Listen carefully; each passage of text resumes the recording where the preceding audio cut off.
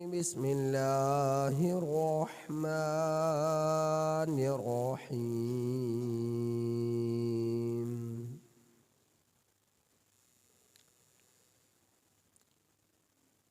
الذين قال لهم الناس إن الناس قد جمعوا لكم فاخشوهم فزادهم إيمانا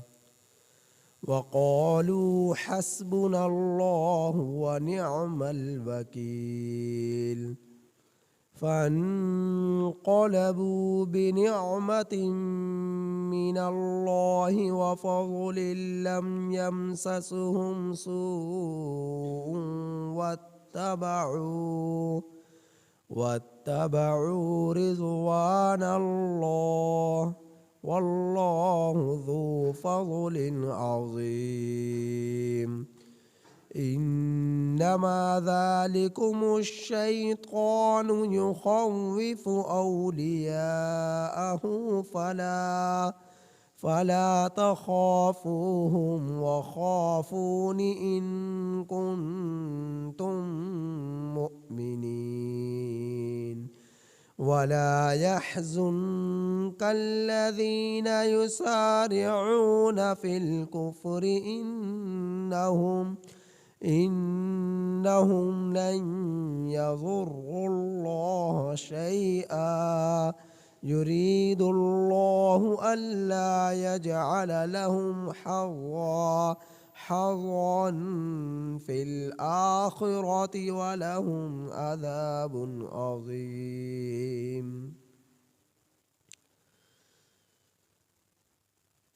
سورہ آل عمران کی آیت نمبر 173 تا 176 آپ حضرات کے سامنے تلاوت. یہ سورہ آل عمران کی آیت نمبر 173 تا 176 آپ حضرات کے سامنے تلاوت. ان آیات کریمہ کا ترجمہ یہ ہے: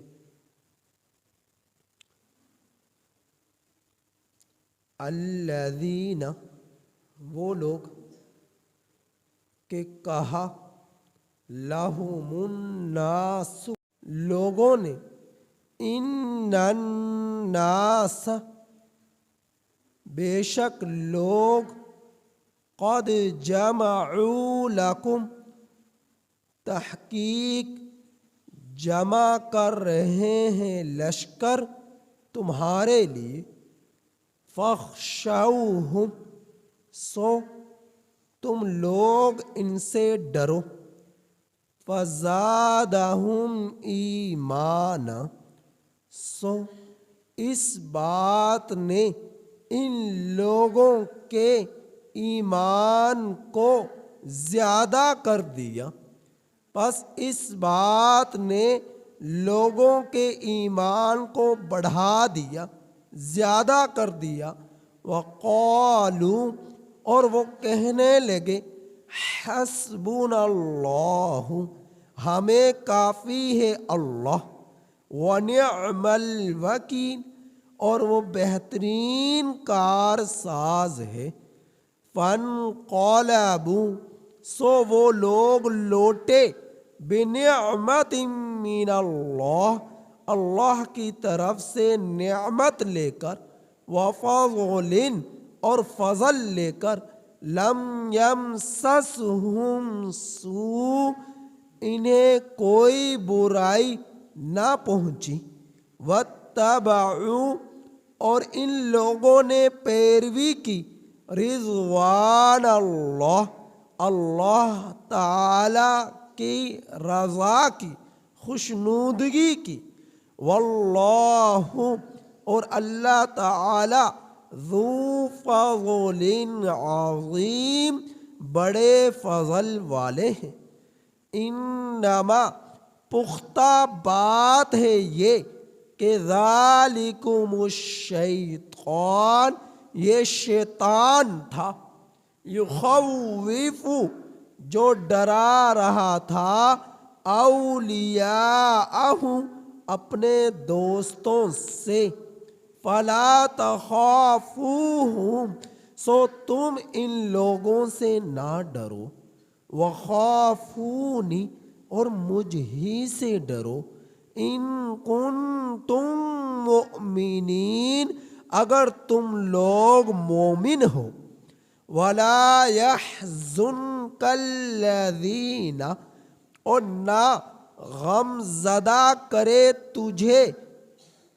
وہ لوگ، یسارعون جو دوڑتے ہیں، فی الکفر کفر میں،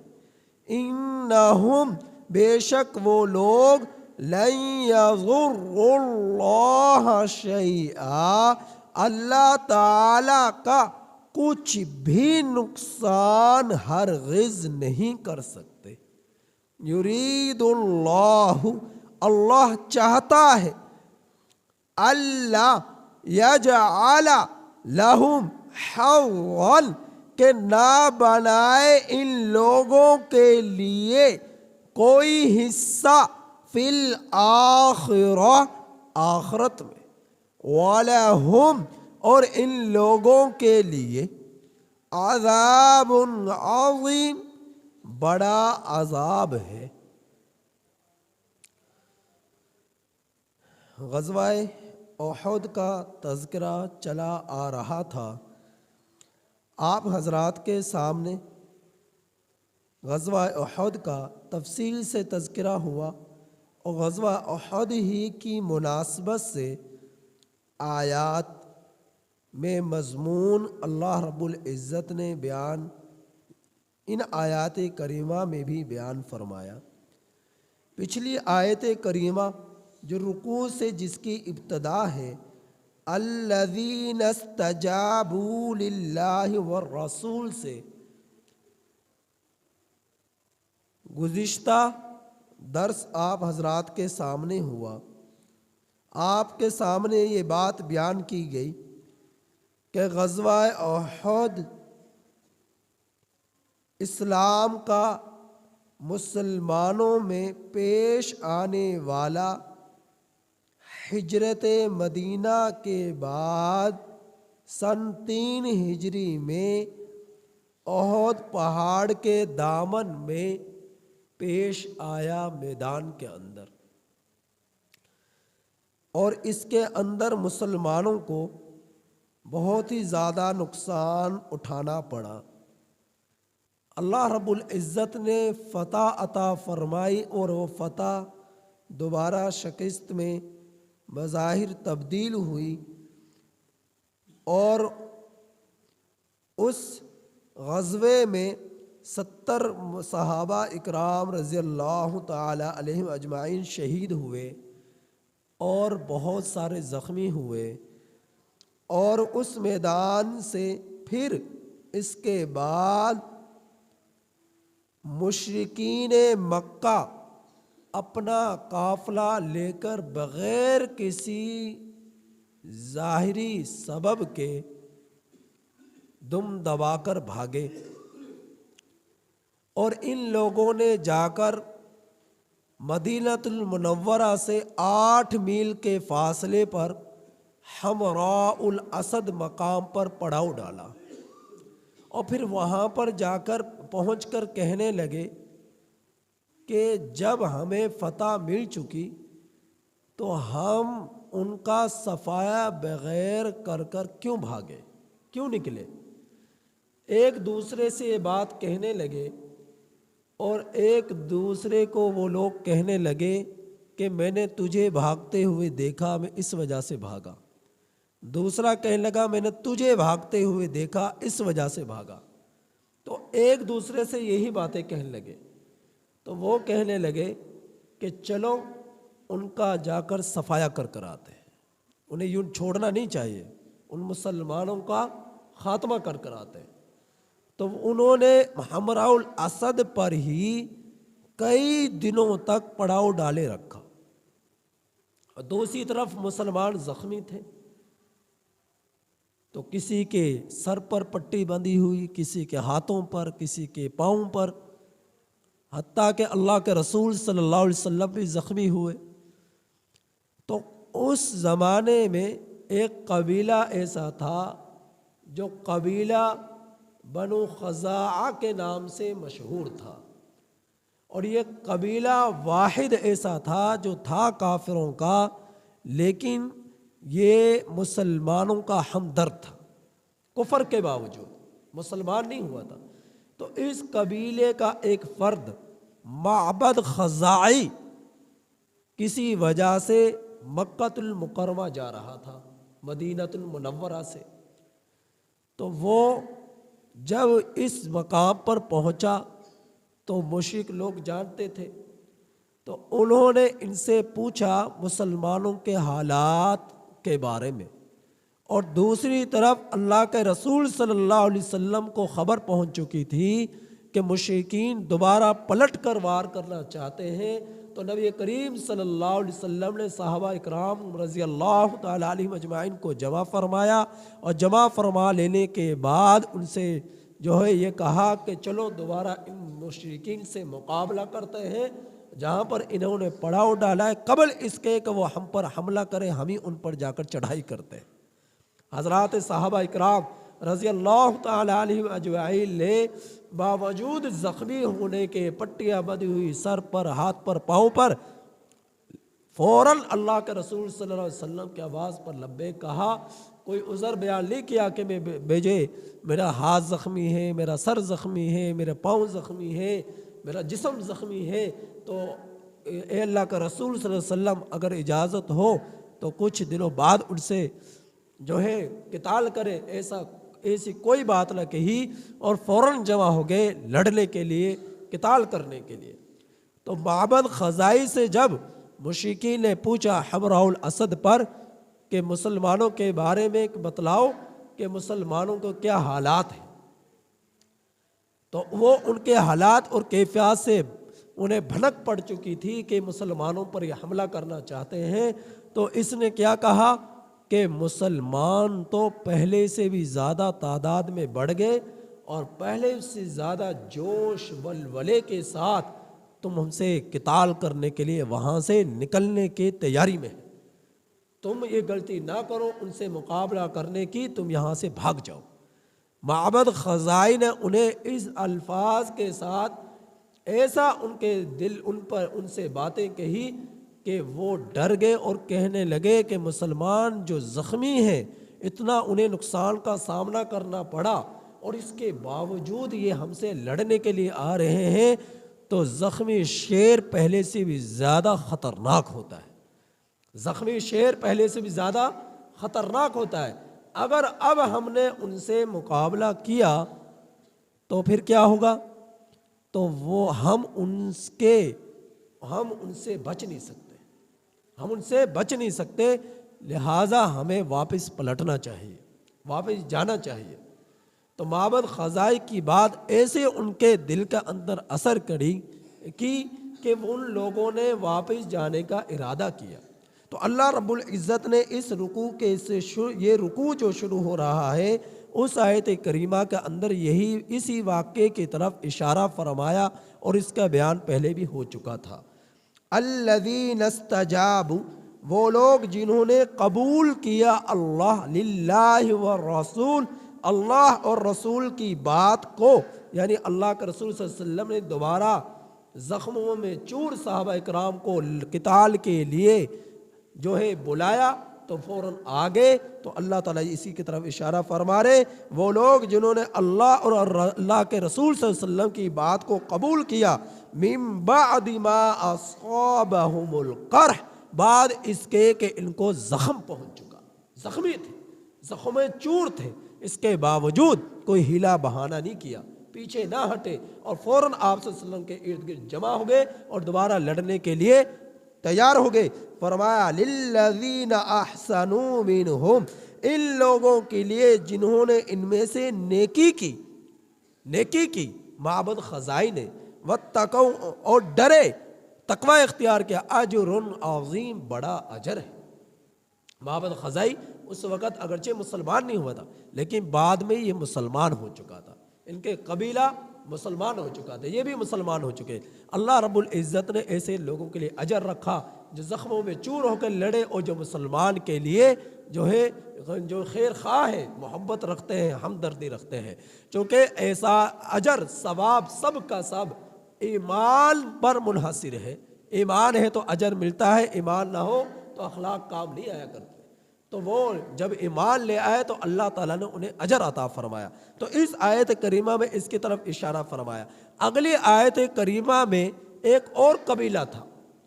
اس کا نام تھا عبد القیس۔ عبد القیس قبیلہ تھا اور وہ تجارتی قافلہ تھا، تجارتی جو ہے قافلہ تھا، عبد القیس کے نام سے جو مشہور تھا۔ وہ تجارت کا ساز و سامان لے کر آ رہا تھا۔ اس کے اندر ایک شخص تھا جس کا نام تھا نعیم بن مسعود اشجعی، یا اس کا نام تھا، یہ دونوں ہی نام چونکہ آئے ہیں تفسیر میں، تو نعیم بن عبداللہ اشجعی، نعیم بن مسعود اشجعی یا نعیم بن عبداللہ اشجعی۔ اسے لالچ دیا، جب ان کی ملاقات ہوئی مشرکین کے لشکر سے تو انہوں نے ان سے گفتگو کی، اور نعیم بن مسعود اشجعی کو انہوں نے لالچ دیا کہ ہم تجھے 10 اونٹ دیں گے اور بہت سارا مال کا چمک دمک انہیں کچھ دکھائی مال کی کہ تجھے اتنا اتنا مال دیں گے اور 10 اونٹ دیں گے، تو وہاں جا مسلمانوں کے پاس اور انہیں ہمارا خوف دلا، ان کے دلوں میں ہمارا رعب ڈال۔ اب نعیم بن مسعود اشجعی وہاں سے وہ اس لالچ میں آتا ہے اور مسلمانوں کے پاس پہنچتا ہے، نبی کریم صلی اللہ علیہ وسلم سے ملاقات ہوتی ہے اور آپ صلی اللہ علیہ وسلم سے گفتگو کرتے ہوئے کہتا ہے، اے اللہ کے رسول صلی اللہ علیہ وسلم آپ وہاں پر نہ جائیے، وہ لوگ بہت سارے قبائل کے ساتھ مزید ان کی تعداد میں طاقت میں اضافہ ہو گیا، اگر آپ جائیں گے تو گویا کہ اپنے آپ کو خود بخود موت کے اندر دھکیل رہے، اپنے لوگوں کو خود موت کے اندر دھکیل رہے۔ تو وہ اور زیادہ قوت کے ساتھ قبائل کے ساتھ اپنے حمایتیوں کے ساتھ جمع ہو کر پوری تیاری کے ساتھ آپ پر حملہ کرنے کے ارادے میں ہیں، تو وہاں پر آپ نہ جائیں۔ تو جو اس سے بن پڑا، اس نے بڑا چڑھا کر اللہ کے رسول صلی اللہ علیہ وسلم سے یہ باتیں کہی، لیکن اللہ کے رسول صلی اللہ علیہ وسلم نے اس کی کسی بات پر یقین اور اعتماد نہیں کیا اور حمراء الاسد پر جا پہنچے، اور وہ حمراء الاسد پر پہنچ کر 3-4 دن قیام کیا، اور اللہ رب العزت نے اس وہاں سے جب لوٹے تو وہ تجارتی قافلے سے سامان خریدا، چونکہ وہ تو لڑنے کے لیے نہیں تھے، تو ان سے تجارتی سامان لیا اور بہت سارے نفع کے ساتھ، جو دنیاوی نفع تھا اس کے ساتھ بھی لوٹے، اور جو اخروی نفع تھا اس کے ساتھ بھی حضرات صحابہ اکرام رضی اللہ تعالی عنہم اجمعین لوٹے، اور مشرکین آپ صلی اللہ علیہ وسلم کے وہاں پہنچنے سے پہلے دم دبا کر بھاگ گئے، وہاں پر نہیں رکے۔ تو اللہ رب العزت نے اگلی آیت کریمہ میں اسی کا بیان فرمایا، الذین، وہ لوگ، قال لهم الناس، کہ جن کو کہا لوگوں نے، یعنی عبداللہ بن مسعود اشجعی آیا اور نبی کریم صلی اللہ علیہ وسلم صحابہ اکرام کو کہا ان کی طرف سے کہ وہ اس طرح قتال کی تیاری کر رہے ہیں، بہت سارے حمایتی قبائل بھی ان کے ساتھ شامل ہو گئے، تو آپ ان کے پاس لڑنے کے لیے نہ جاؤ۔ تو ان کے بارے میں یہاں پر ذکر ہوا، ان الناس، کیا کہا، بے شک لوگ، قد جمعوا لکم، تحقیق تمہارے لیے جمع ہو رہے ہیں، یعنی مشرکین کے اندر اور بھی بہت سارے لوگ جمع ہو رہے ہیں لڑنے کے لیے، فاخشوہم، تم ان سے ڈرو۔ مسلمانوں کو یہ کہہ رہا ہے کہ تم ان سے ڈرو، فزادہم ایمانا، جب اس نے یہ بات کہی تو حضرات صحابہ اکرام رضی اللہ تعالیٰ عنہم اجمعین میں بجائے یہ کہ کمزور ہوتے، بجائے یہ کہ بزدلی آتی، ان کا ایمان اس قدر جوش میں آیا، انہوں نے کہا انہیں ہونے دو، ہم بھی دیکھتے ہیں کس طرح یہ مقابلہ کرتے ہیں، ہم بھی دیکھتے ہیں کس طرح یہ قتال کرتے ہیں۔ تو ان کے اندر بجائے ایمان کمزور پڑتا یا تھوڑا سا وہ اپنی لچک دکھاتے، اور بھی زیادہ ان کے اندر جذبہ ایمان بڑھ گیا، اور انہوں نے کہا کہ اچھا یہ ہمارے مقابلے میں اور بھی تیار ہونا، ہم دیکھتے ہیں یہ کس طرح ہم سے قتال کرتے ہیں۔ تو صحابہ اکرام رضی اللہ تعالی عنہم اجمعین کے ایمان میں اور زیادہ پختگی ملی اور بھی زیادہ بڑھوتری ملی، اور وہ جذبہ ایمان کے ساتھ وہاں پر جا پہنچے اور وہ کہنے لگے، جنہوں نے ان سے کہا کہ وہاں پر اور بھی لوگ جمع ہو رہے ہیں، لشکر جمع ہو رہے ہیں تم سے مقابلہ کرنے کے لیے، انہوں نے ان کے جواب میں انہیں جواب دیا. کیا جواب دیا؟ وقالو، اور صحابہ اکرام رضی اللہ تعالی عنہم اجمعین مسلمانوں نے کہا، حسبنا اللہ، ہمیں اللہ کافی ہے. تو کیسی بات کرتا ہے کہ اس کے ساتھ قبائل جمع ہو رہے ہیں، حمایتی جمع ہو رہے ہیں، آئے دیکھتے ہیں ہم یہ کس طرح ہم سے مقابلہ کرتے ہیں، ہمارے ساتھ ہمارا رب ہے، یہ کون ہوتے ہیں جو ہم سے مقابلہ کریں. حسبنا اللہ، ہمیں اللہ کافی ہے، ونعم الوکیل، اور وہ بہترین کارساز ہے، بہترین کارساز ہے. تو صحابہ اکرام نے یہ جواب دیا، فانقلبوا بنعمت من اللہ. جب انہوں نے یہ بات کہی اور ان کا جذبہ ایمان بڑھا اور خون ان کا اور گرم ہوا مقابلہ کرنے کے لیے، تو اللہ رب العزت نے ایسی مدد فرمائی کہ فانقلبوا بنعمت من اللہ، وہ لوٹے اللہ کی نعمت لے کر، اللہ کی نعمت لے کر. وہاں سے تجارتی قافلے سے بہت سارا نفع ملا اور وہاں سے نفع کے ساتھ لوٹے اور اخروی غازی بن کر لوٹے. جو شہید ہو گئے اللہ کے ہاں سرخ روح ہوئے، جو غازی بنے زندہ واپس لوٹے وہ غازی کہلائے. تو دنیا اور آخرت کے کثیر نفع کے ساتھ فانقلبوا بنعمت من اللہ، اللہ کی نعمت کو لے کر، وفضل، اور فضل کو لے کر لوٹے. لم یمسسہم سوء، اور انہیں کوئی برائی نہ پہنچی. وہ دم دبا کر بھاگ گئے، وہاں کوئی تکلیف نہیں پہنچ سکی انہیں، اور جس طرح گئے تھے اسی طرح واپس بڑھے، جو ہے جذبہ ایمانی کے ساتھ اور پورے دھڑلے کے ساتھ واپس لوٹے. فرمایا واتبعوا رضوان اللہ، ان لوگوں نے اللہ کی رضا کی پیروی کی. تو اللہ رب العزت کے حکم پر جب لبیک کہتے ہوئے انسان اللہ کے راستے میں نکلتا ہے تو دنیا کی کفریہ طاقت، باطل، کوئی کچھ نہیں کر سکتا ایمان والوں کا. یہ ایمان، یہ مسلمان، یہ دین اسلام، یہ ایسی چیز ہے، یہ کسی کی محتاج نہیں، اس کی ہر ایک کو ضرورت ہے، اور جس کو ضرورت ہے وہ اس کے کام میں جڑے گا تو اللہ اس کے بھاگ لگائے گا دنیا میں بھی اور آخرت میں بھی. اور جو اس سے رشتہ توڑے گا وہ دنیا میں بھی برباد اور ناکام ہوگا اور آخرت میں بھی. تو اللہ رب العزت جو ہے اپنے بندوں کے اس قدر حامی و ناصر بن جاتے ہیں جب اللہ کے بندے اپنے رب کے لیے سب کچھ قربان کر دیتے ہیں، سب کچھ قربان کر دیتے ہیں. پھر ضروری نہیں ہے تمہارے پاس ایٹم بم ہو، تمہارے پاس ہتھیار ہوں، آلات ہوں، یہ تو اسباب کے درجے میں ہے. ان کی بھی ترغیبات ہے کہ تم ان کے ذریعے تیاری کرو، تم ہتھیاروں کے ذریعے، گھوڑوں کے ذریعے، اور جو ہے ایٹم بم کے ذریعے، جو بھی تم سے اسباب کے درجے میں تم اپنی تیاری کر سکتے ہو وہ کرو. اس دور کے اندر تلواریں تھیں، نیزے تھے، گھوڑے تھے، اونٹ تھے، تیراکی تھی، اور اس زمانے کے اندر جدت اختیار ہو گئی. اب ایٹم بم، بارود، اب یہ چیز، میزائل، اب یہ چیزیں وجود میں آ گئی. تو ہر دور کے اندر مسلمانوں کے لیے چاہے کیفیات اور حالات بدل جائے، اشیاء بدل جائے، لیکن تیاری کرنے کا حکم ہمیشہ سے ہے کہ کافر کفر سے، باطل سے ٹکرانے کے لیے اپنی تیاری میں لگے رہو، تیاری میں لگے رہو. تو اللہ رب العزت کے دین کے خاطر، اعلاء کلمات اللہ کی خاطر جب انسان اپنا تن من دھن سب کچھ قربان کر دیتا ہے اور اپنے رب پر بھروسہ کرتا ہے، پھر اللہ کی مدد لوٹتی ہے. اللہ تعالیٰ سمجھ جاتے ہیں اب اس بندے کو پتہ ہے کہ میرے سوا اس کا کوئی کارساز، حامی و ناصر نہیں ہے، تو میں اپنے بندے کا ہاتھ پاؤں آنکھیں بن جاؤں کہ جس کے ذریعے دیکھے پکڑے چلے. تو اور پھر جو ہے میں اس کے ساتھ ہر وقت شامل ہار رہوں کہ اس کو کسی چیز کا ڈر خوف ہی نہ رہے سوائے میرے. حضرت ابراہیم علیہ السلام، حدیث پاک میں آتا ہے، بخاری شریف کی روایت ہے کہ حضرت ابراہیم علیہ السلام جب کل قیامت کے دن قبر سے اٹھیں گے تو سب سے پہلے انہیں لباس پہنایا جائے گا، کیونکہ جتنے بھی ہوں گے سب برہنہ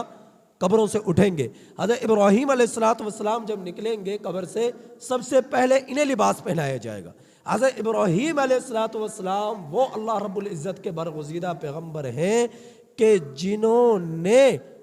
اپنے زمانے کی سپر پاور نمرود بن کنعان سے ٹکر لی. نمرود بن کنعان سے ٹکر لی. حضرت ابراہیم علیہ السلام وہ تھے کہ اللہ رب العزت کے اعلاء دین کے خاطر اکیلے نکلے اور پورے باطل سے ٹکرائے، یہاں تک کہ پورا باطل ایک طرف اور حضرت ابراہیم علیہ السلام ایک طرف. نمرود نے اس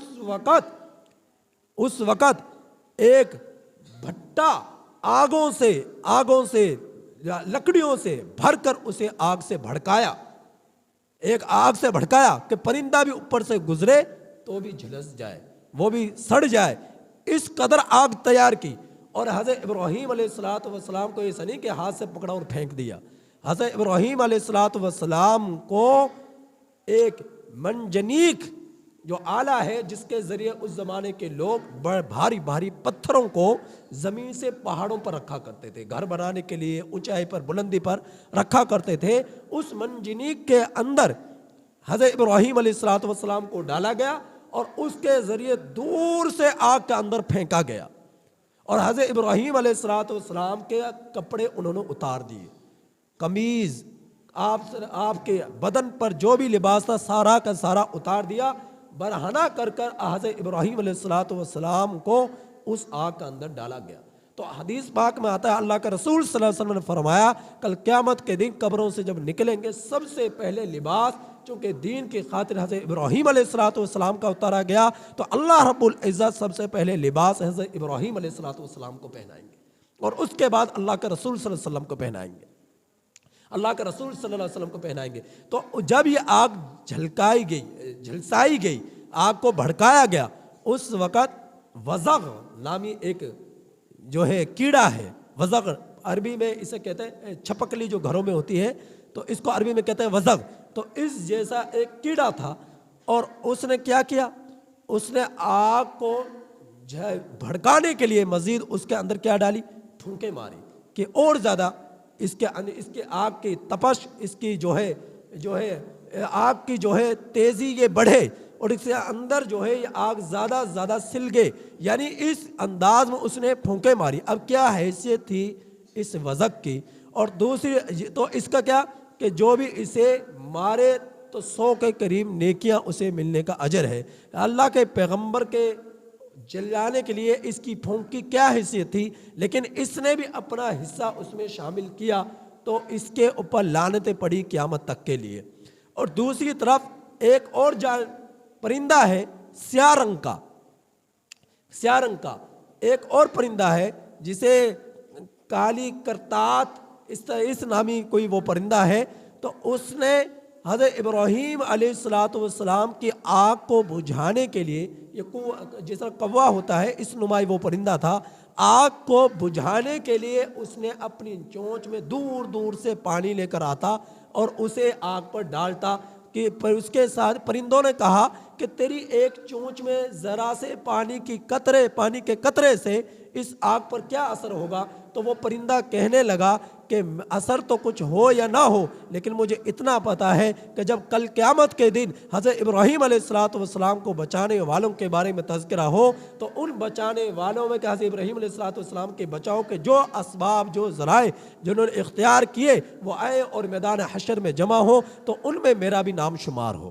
ان میں میرا نام بھی شمار ہو. تو حضرت میں یہ واقعہ جو بیان کیا اس کے بیان کرنے کا مقصد یہ کہ حضرت ابراہیم علیہ السلام نے باطل سے ٹکر لی، اپنے رب پر بھروسہ کیا، پھر میرے رب نے یا نار کونی برداً و سلاما اسی آگ کو گلزار بنا دیا. صحابہ اکرام نے اپنے نبی پر، اپنے اللہ پر بھروسہ کیا، نبی کے آواز پر لبیک کہی تو مشرکین کی کثیر تعداد کے باوجود جو 3000 میں تھے، فتح پانے کے باوجود جب انہوں نے اپنے رب پر بھروسہ کیا تو بغیر کسی ظاہری سبب کے ان لوگوں کے دلوں پر، قلوب پر ایسا میرا رب نے خوف مسلط کر دیا کہ کہ وہاں سے دب دبا کر بھاگے اور حمراء الاسد پر پڑاؤ ڈالا، دوبارہ آنے کا ارادہ کیا تو وہاں بھی کئی دن پڑاؤ ڈالنے کے بعد مسلمانوں کا خوف ایسا ان کے دلوں پر پڑا کہ وہاں سے بھی دب دبا کر بھاگے، اور مسلمانوں کو اس چیز کے بارے میں کوئی نہیں علم، وہ اللہ کے رسول صلی اللہ علیہ وسلم کے آواز پر لبیک کہتے ہوئے وہاں پر گئے۔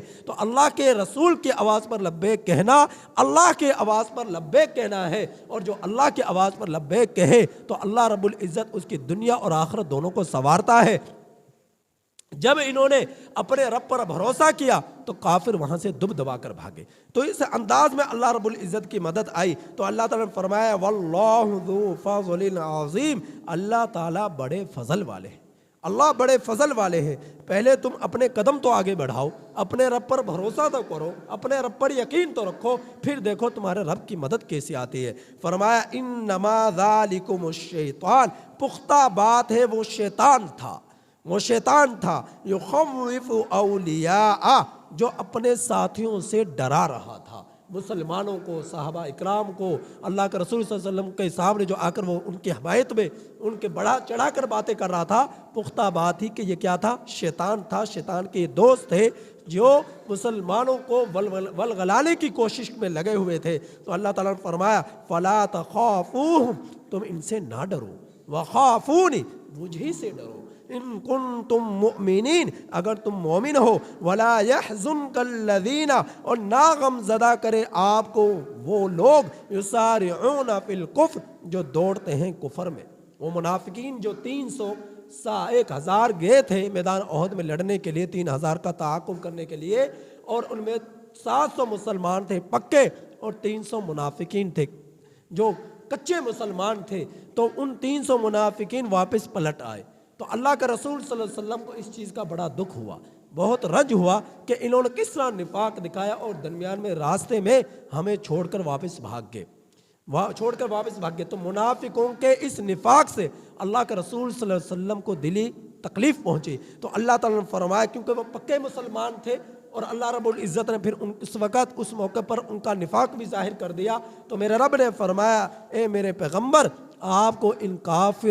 کافروں کی دوڑے یہ واپس جو پلٹ کر جا رہے یہ آپ کو غم زدہ نہ کرے۔ فرمایا انہم لن یضروا اللہ شیئا، آپ غمگین نہ ہو ان کے اس عمل سے، کیونکہ اللہ تعالیٰ کا یہ لوگ کچھ بھی نہیں بگاڑ سکتے، کچھ بھی نقصان نہیں کر سکتے، نہ چونکہ تم اللہ کے کام کے لیے نکلے ہو، نہ جب تمہارا کچھ نہیں بگاڑ سکتے تو اللہ کا کچھ نہیں بگاڑ سکتے، تمہارا کچھ نہیں بگاڑ سکتے، تم کیونکہ تمہاری نسبتیں اللہ کے ساتھ ہے، دین کے ساتھ ہے، اور اللہ کے حکم پر تم نکلے، تو لہٰذا یہ تمہارا کچھ بھی نہیں کر سکتے، کچھ بھی نہیں بگاڑ سکتے۔ اور ایسا ہی ہوا اور کچھ بھی نہ ہوا۔ یرید اللہ، اللہ چاہتے ہیں کہ ان منافقوں کے لیے اللہ یجعل لہم حظا فی الآخرہ، آخرت میں کچھ بھی حصہ نہ ہو، وَلَهُمْ عَذَابٌ عَظِيمٌ، اور ان لوگوں کے لیے بڑا عذاب ہے، بڑا عذاب ہے۔ تو آخر میں اللہ رب العزت نے نبی کریم صلی اللہ علیہ وسلم کو تسلی عطا فرمائی، جو دلی دکھ اور رنجش پہنچی ان منافقوں کی طرف سے، کافروں کی طرف سے، اور جو صحابہ کرام شہید ہوئے، زخمی ہوئے، تو ان کی بنا پر جو رنجش تکلیف پہنچی، تو اللہ رب العزت نے یہاں پر تسلی دی اپنے حبیب کو۔ کس قدر پیار تھا اللہ کے رسول صلی اللہ علیہ وسلم سے، صحابہ اکرام سے اللہ رب العزت کو، اور کیوں نہ ہوتا وہ اپنا تن من دھن بغیر ظاہری اسباب کے سب کچھ قربان کرنے کے لیے جو بھی تھا اس کو لے کر نکل پڑے اللہ تعالیٰ کے راستے میں۔ کسی کے بعد پگڑی نہیں پہننے کے لیے، کسی کے بعد قمیض نہیں پہننے کے لیے، کسی کے بعد جوتے نہیں پہننے کے لیے، پتھریلا میدان، اور وہاں پر جا کر انہوں نے 2 سے تقریباً 3 میل کے فاصلے پر احد کا جو اب تو مدینہ کے آبادی کے اندر ہی تقریباً وہ حصہ شامل ہو گیا، اور جب اس وقت مدینہ کی آبادی بہت کم تھی اس اعتبار سے یہ بہت دور پڑتا تھا، تو 2-3 میل کا فاصلہ انہوں نے اس حالت میں طے کیا، اور اللہ رب العزت کے دین کے خاطر کافروں سے ٹکر لی اور ان سے لڑے، تو اللہ رب العزت نے انہیں فتح عطا فرمائی۔ بے سر و سمانی کے عالم میں جب وہ نکلے اپنے رب پر بھروسہ کر کر، تو اللہ کی بھی مدد آئی۔ تو اللہ رب العزت نے نبی کریم صلی اللہ علیہ وسلم کو تسلی دی، تمہارے جو شہید ہو گئے وہ بھی اللہ کے ہاں سرخ روح ہوئے، جو زندہ بچے وہ بھی غازی کہلائے، اللہ رب العزت دونوں سے راضی ہیں، غازیوں سے بھی، شہداء سے بھی۔ تو اللہ رب العزت نے ایمان والوں کے لیے یہ ہمیشہ بشارتیں رکھی ہیں، خوشخبریاں رکھی ہیں کہ اللہ کے دین کے خاطر اپنا تن من دھن سب کچھ قربان کرنے کی جب ضرورت آئے تو قربان کرنے سے دریغ نہ کرو۔ یہ عارضی زندگی ہے، یہ زندگی ایک دن ختم ہو جانی ہے، موت نے آنا ہے، گھر کے اندر بھی آ سکتی ہے، میدان جہاد میں بھی آ سکتی ہے، اور جس موت نے نہیں آنا وہ بے شمار حادثوں میں بھی نہیں آتی، جہاد قتال میں بھی نہیں آتی، جب آتی ہے تو بغیر کسی سبب، ظاہری سبب کے بھی نہیں آتی، اور جب